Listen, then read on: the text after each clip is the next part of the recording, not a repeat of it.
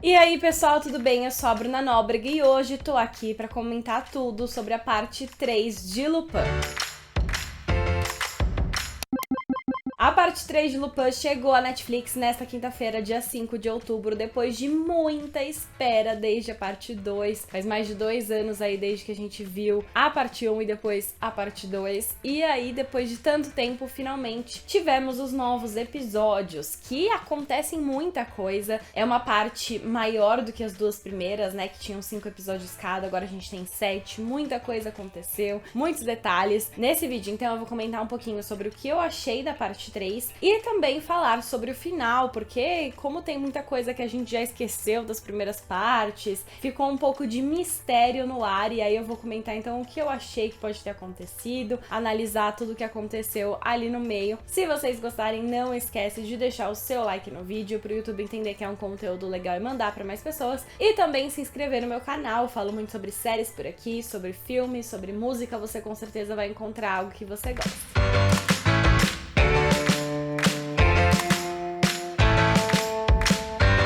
Bom, a parte 3 de Lupin começa com ele escondido, né? No final da segunda temporada, ele teve sua identidade revelada, então todo mundo sabe agora que o ladrão, né, do colar do Museu do Louvre é o Hassan Diop. Então, ele conseguiu expor o grande inimigo dele da parte 1 e da parte 2, que era o Hubert Pellegrini, por conta, né, de vingança do pai. Ele queria vingar porque o Hubert incriminou o pai dele por um roubo que o pai dele não cometeu e depois mandou matar na prisão. Então, por conta de tudo isso, o Hassan se vingou do Pellegrini e a gente acompanhou tudo isso na parte 1 e parte 2. E a gente começa então a parte 3 com ele escondido da polícia, e enquanto isso, a Claire e o Raul, né, o filho dele e a mãe, tem que ficar lidando com a imprensa, com os comentários maldosos, porque eles sabem que eles estão envolvidos, só que eles têm uma vida normal, eles estão ali expostos, enquanto o Lupin tá escondido, né, o nosso Lupin, o Hassan. E aí eles, enfim, é uma vida que não tá fácil pra eles, né? O Raul sente falta do pai, tá tendo que lidar com essa pressão. A Claire tá com, enfim, todos os repórteres em cima dela, os comentários da mídia, ela não consegue trabalhar direito. Tá sendo uma vida muito complicada. E aí, logo no primeiro episódio, eles têm um diálogo que a Claire fala: você precisa se responsabilizar pelos seus atos. É o único modo de você conseguir ajudar a gente. E é aí, então, que o Hassan desenvolve todo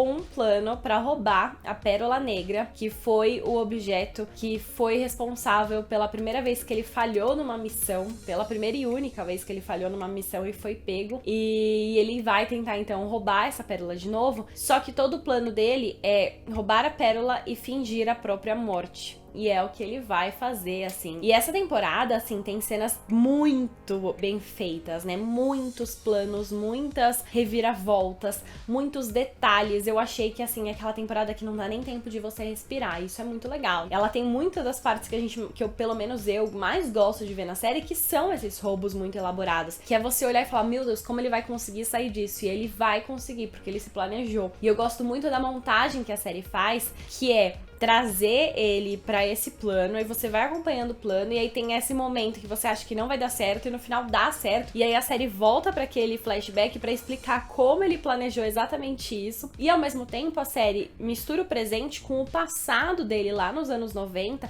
pra mostrar como realmente estava tudo muito conectado, né? Pra mostrar como o passado influenciou diretamente o que tá acontecendo no presente. Aí esses flashbacks, essas idas e vindas dão um ritmo muito legal pra série. O Omar Sy, nosso protagonista, tá mais à vontade do que nunca, né? Muito legal porque o Hassan precisa, pra conseguir fazer todas as suas missões, ele precisa se disfarçar muito, né? E ele se transforma em personagens completamente diferentes. E ele entra nessa vibe, ele se transforma, ele vai ser um treinador de basquete ali, ele vai ser um senhor de idade bem refinado em outro canto, ele vai ser um inspetor de tecnologia que precisa trocar uma antena em um determinado ponto, e ele vai lá e faz, ele tem os trejeitos, ele tem as roupas, e fica muito legal, né, de acompanhar todos esses momentos, conhecer mais do covil, do escritório dele ali, né, do lugar onde ele se esconde com todos os aparatos tecnológicos possíveis. enfim, é a parte mais legal, pelo menos pra mim, da série, acompanhar todas essas loucuras. E a terceira temporada se aproveita muito disso, e aí eu gostei bastante. Mas bora comentar então um pouquinho do final aqui, e um pouquinho mais do enredo. Então a partir de agora esse vídeo vai ter spoilers, caso você ainda não tenha assistido. Vou comentar coisas um pouco mais detalhadas do enredo, inclusive o final, então assista por sua conta e risco. Mas então a Sunny consegue fingir a própria morte, ele faz um plano ali bem elaborado, consegue escapar e se esconder, porque o objetivo dele então é avisar a Claire e o Raul para eles conseguirem fugir e viver longe dessa loucura agora que, teoricamente, ele está morto. Só que assim que ele consegue fingir a própria morte, a mãe dele, que estava perdida há anos, reaparece, e não só reaparece porque ela vai pro funeral, ela é sequestrada por algum inimigo dele de longa data, que ele ainda não sabe quem é, mas que tá fazendo muitas ameaças, quer que ele cometa vários roubos aí pra eles, pra proteger a mãe, porque se ele não fizer isso, eles vão matá-la. Então, o Asani se vê num momento muito complicado, que é, ele tá morto, ele queria fugir, ele queria contar pra Claire e pro Raul que ele não tá morto de verdade, né, mas ele não pode, porque agora ele tá preso tentando salvar a mãe, e ao mesmo tempo que a gente tá acompanhando essa saga dele, tentando salvar a mãe, a gente descobre mais sobre o passado dela, né, que ela teve que voltar pro país de origem, e aí lá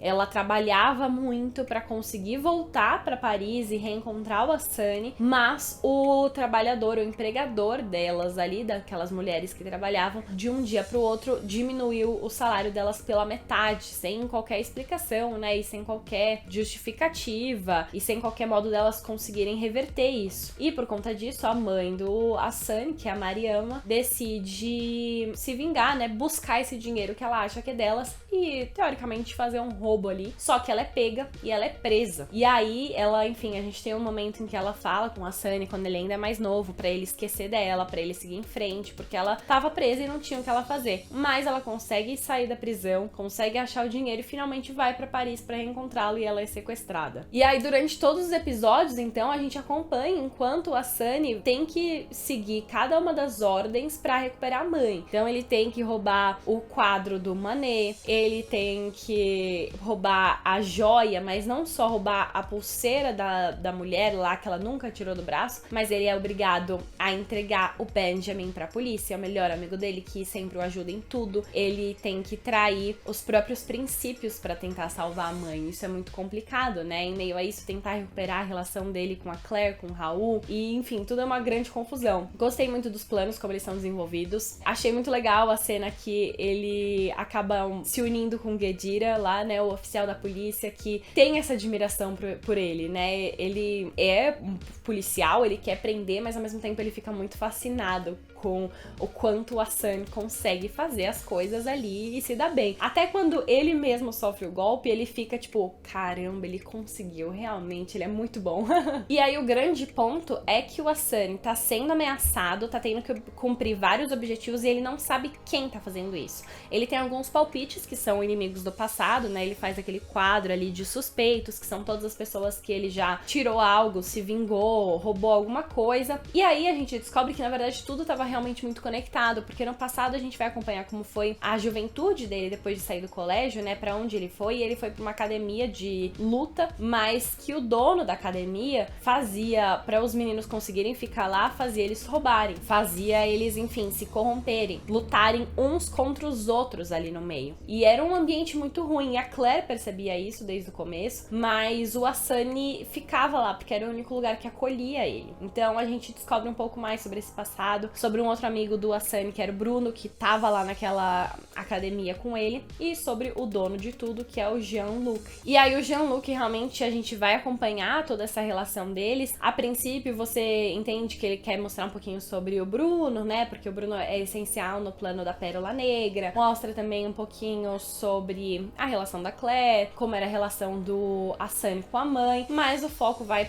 realmente pro Jean-Luc, porque em um determinado ponto, inclusive no dia da final da Copa de 98, que foi França contra Brasil. Eu achei muito bom que tem essa cena. E eles são obrigados a fazer um super roubo em nome do Jean-Luc, né, o Asani e o Bruno. Só que eles acabam sendo perseguidos e o Jean-Luc meio que obriga o Bruno a atirar contra o policial que tá seguindo eles. E o Bruno atira, entra em pânico, só que eles sofrem um acidente. E no acidente, o Hassan e o Bruno conseguem sair dali e o Hassan vai lá e coloca a arma na mão do Jean-Luc. E aí, por conta disso, no acidente, o Jean-Luc não consegue fugir, é pego pela polícia e vai preso por assassinato do policial. Então ele assume um crime ali que, na verdade, não foi ele que cometeu, mas foi, né? Porque é ele que obrigou o Bruno a atirar ali. Ele fez toda uma pressão e ele fazia tudo isso. Então, a gente entende a atitude do Hassan, mas ao mesmo tempo, você vê o motivo pelo qual, então, o Jean-Luc decide se vingar anos depois. E é ele, então, que foi quem sequestrou a Mariama. E aí as coisas são muito redondinhas, tudo se fecha ali no meio, e a gente também vai vendo, assim, que as mesmas pessoas que estavam com ele na academia continuam com ele até hoje, e ele inventou uma história sobre o Hassan e o Bruno, sobre que eles teriam traído e tudo mais, e fez todo mundo se virar contra, pra todo mundo querer ajudá-lo nesse processo de vingança, só que ao mesmo tempo, conforme as pessoas vão percebendo o que tá acontecendo ali, eles percebem que o Jean-Luc não é uma boa pessoa, né? A gente tem a Manon, que é a companheira dele desde o começo, só que ela vai presa por conta dele, né? Porque ela é o rosto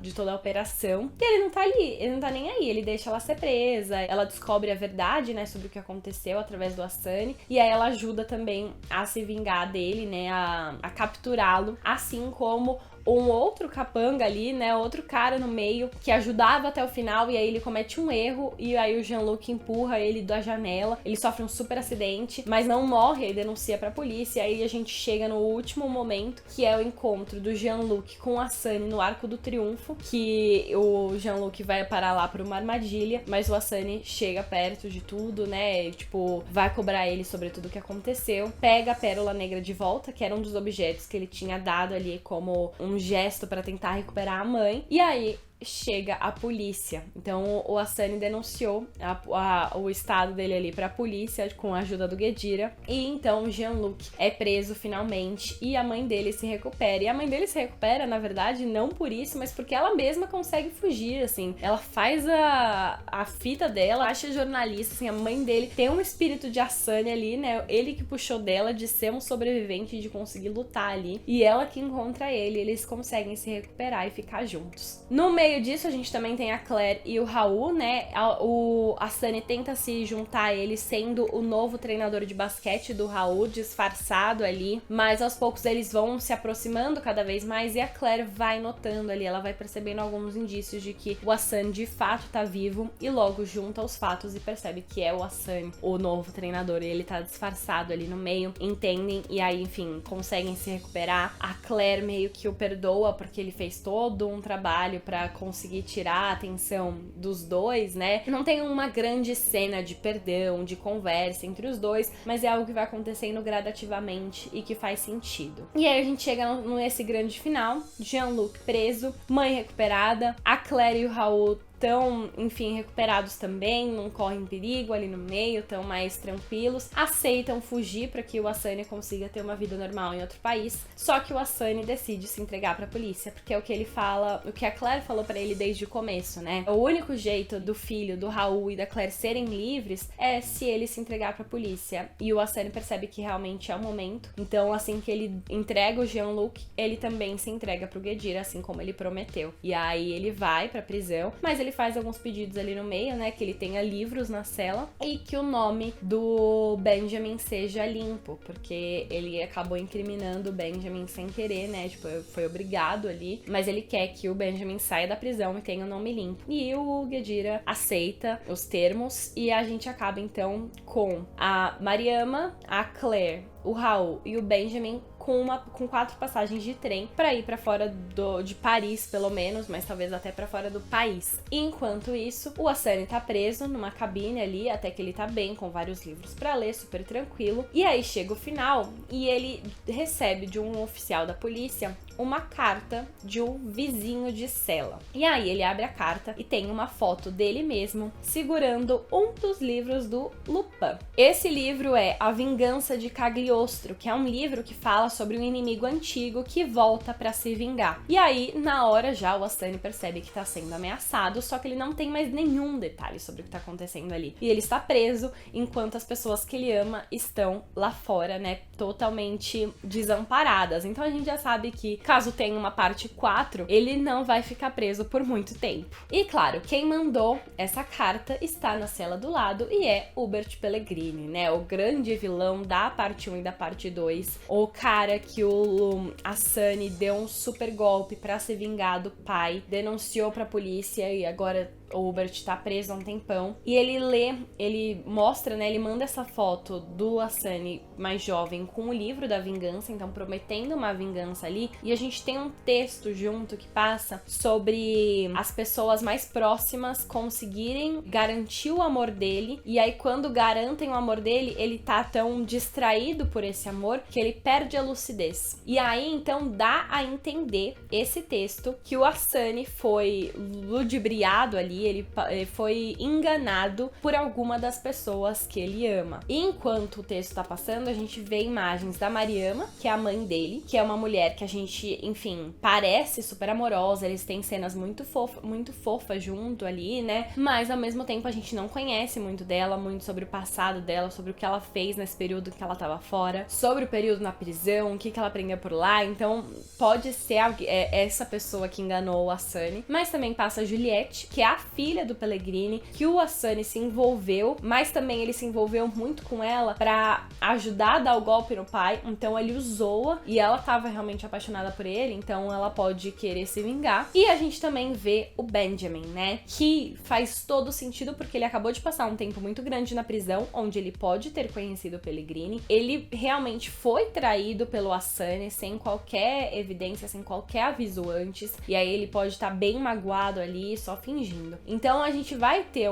provavelmente uma parte 4 em que alguma dessas pessoas próximas ao Asani, na verdade, vai estar fingindo e vai se virar contra ele, vai fazer parte desse plano de vingança sem que ele nem perceba. E aí a gente vai ter que acompanhar então a saga dele pra conseguir sair da prisão, descobrir tudo isso, saber quem é esse vilão, né, quem é esse inimigo que tá atrás dele agora, que a gente sabe que é o Pellegrini, mas ele não sabe porque ele só recebe a foto. Então tem muitos detalhes aí. Eu gostei desse final, acho que dá uma margem aí pra uma parte 4. E eu tava, na verdade, jurando que não ia ter. Eu achava que ia acabar na parte 3 e acabou. Porque, enfim, a família vai viajar, ele se entrega, tá um finalzinho redondo. Mas tem essa pontinha solta aí da carta do Pellegrini, que eu achei bem interessante de juntar tudo aí pra gente ver o que vai acontecer no futuro. Bom, é isso. Essa foi a minha análise da parte 3 de Lupin. Agora estou ansiosa pra parte 4 pra ver como que vai acontecer essa vingança de Cagliostro aí, como o Pellegrini vai se vingar dentro da prisão, como